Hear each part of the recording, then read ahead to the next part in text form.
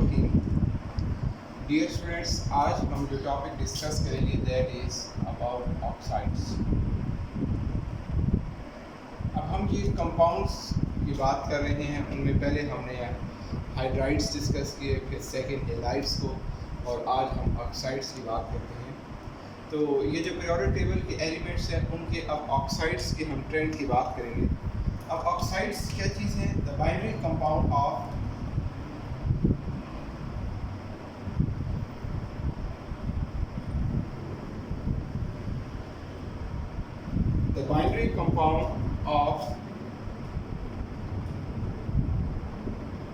oxygen are called oxides।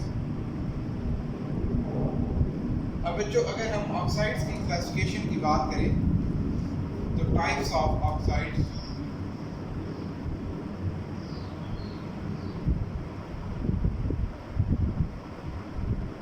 Oxides को हम different basis पर क्लासिफाई कर सकते हैं, लेकिन हम जो क्राइटेरिया यूज़ करेंगे इनकी क्लासिफिकेशन का that is about acidic and basic character. तो oxides can be classified into three types on the basis of acidic and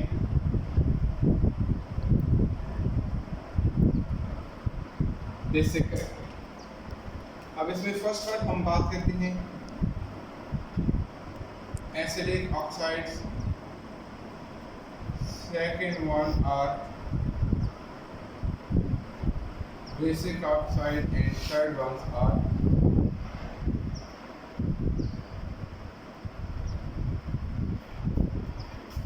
amphoteric oxides.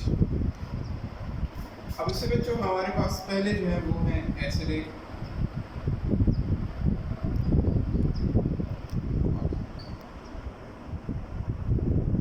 अब एसिडिक ऑक्साइड्स की बात करते हैं कि the oxides of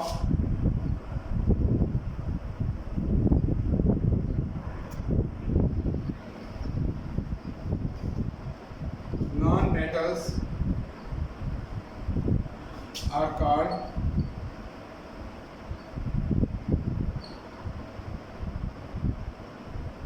acidic oxides।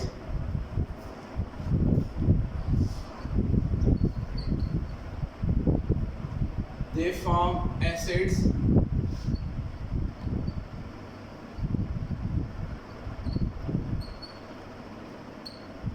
when added in water।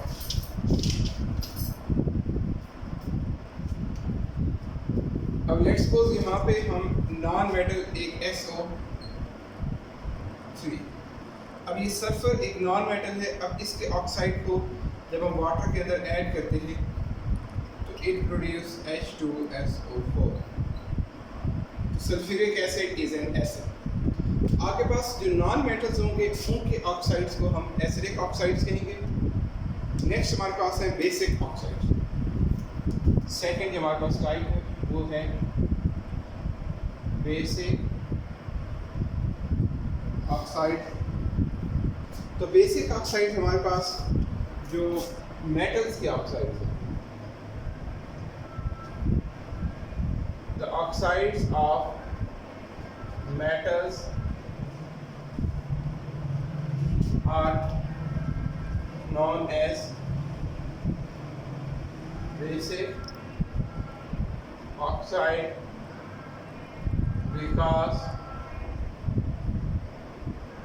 they produce base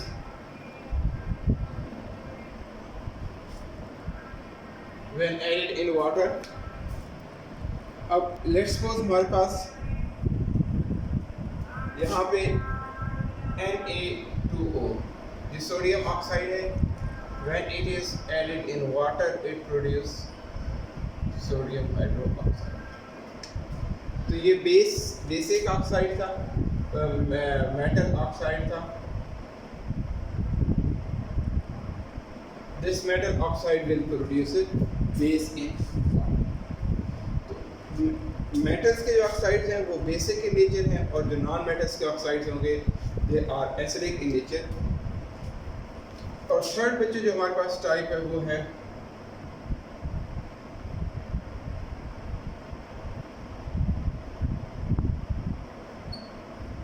amphoteric oxides. अब जो amphoteric oxides हैं ये जो लेस इलेक्ट्रोपॉजिटिव एलिमेंट्स हैं, तो the oxides of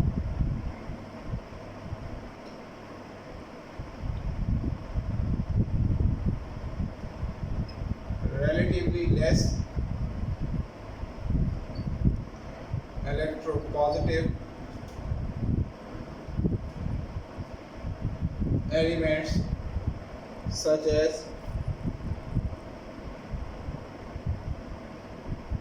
BeO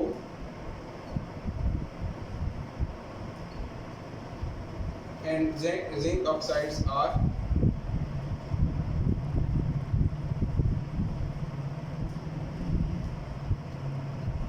amphoteric oxide. अब ये जो एम्फोटेरिक ऑक्साइड्स हैं ये ऐसे ऑक्साइड्स होते हैं they can behave both acids and base.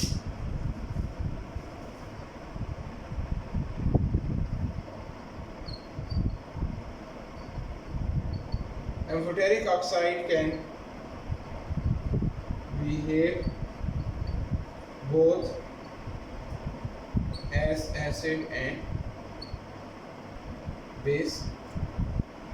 यहाँ पर हम देखते हैं कि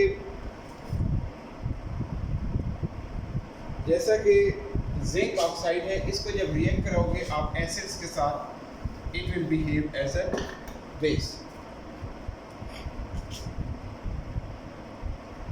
they behave as acid when treated with base। Zinc oxide है इसको हम किसके साथ रिएक्ट करवा दें NaOH के साथ, तो ये तो आपके पास क्या है बेस है, तो ये क्या बन जाएगा एसिड। हमारे पास जो प्रोडक्ट बनेगा वो क्या होगा Na2ZnOH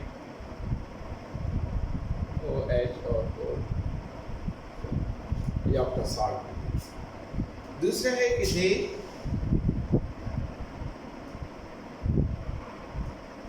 behave as base when treated with acid। अब जिंक ऑक्साइड को आप रिएक्ट कराओ H2SO4 के साथ, इट प्रोड्यूस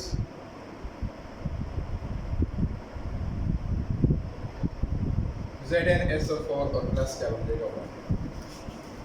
अब इस केस में जो अगर आप देखें तो हमने एसिड के साथ इसको रिएक्ट कराया तो जिंक ऑक्साइड ने क्या बिहेव किया।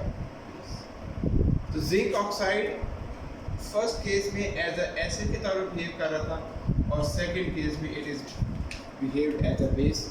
इस वजह से इसको हम कौन सा ऑक्साइड्स कहेंगे एम्फोटेरिक ऑक्साइड्स। नेक्स्ट हमारे पास variation in periodic table.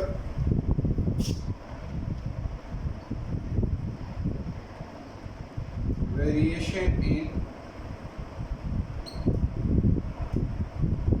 Periodic table.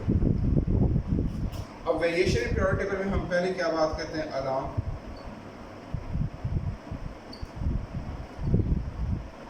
अब पीरियड में हम हमेशा किधर से मूव करेंगे लेफ्ट टू राइट। तो when we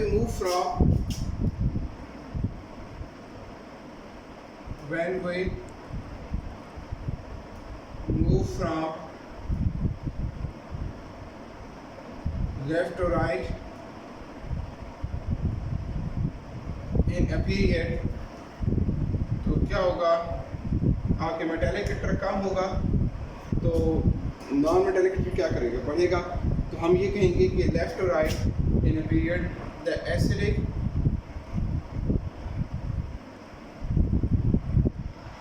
character of oxide increases while basic character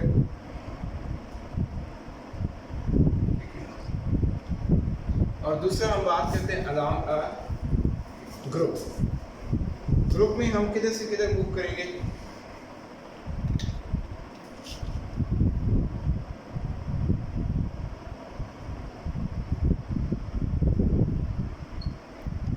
group में हम टॉप टू बॉटम, तो अब कहते हैं when we move from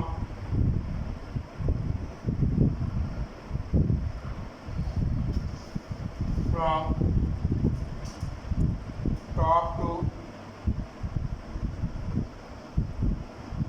bottom in a group, तो कहते क्या होगा कि जो the acidic character of oxide decreases while basic character जो है वो इंक्रीज करेगा और जो एसिडिक कैरेक्टर है वो क्या करेगा? ओके स्टूडेंट्स, नेक्स्ट इंशाल्लाह हम डिस्कस करेंगे.